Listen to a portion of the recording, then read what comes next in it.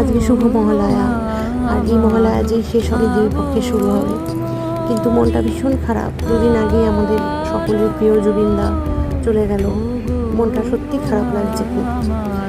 তাও এর মধ্যেই মহালয়ার দেবীপক্ষকে আমাদের বরণ করে নিতে হবে। এবছরটা খুব খারাপই যাচ্ছে, তাই আর যে কটা মাস তো বাকি রয়েছে, তাই দুর্গা মায়ের কাছে তাই প্রে করি যে সকলের যেন এবছরটা ভালো যায়, আর সবাই মিলে আমরা মাকে বরণ করে নিই। আমার বাড়িতেও মা আসছে, আর আজকে আমি মহালয়ার স্পেশালি রান্না করেছি আমার পতিদেবের আবদারে। এটা হচ্ছে লাল লাল ঝাল ঝাল একটা মটন কষা। আর সবাইকে আবার আমি শুভ মহালয়ার শুভেচ্ছা জানাই। সকলের পুজো খুব ভালো কাটুক, আর তোমরা সবাই খুব ভালো থেকো, সুস্থ থেকো। আর আজকের ব্লগ আমি এখানেই শেষ করছি। টাটা।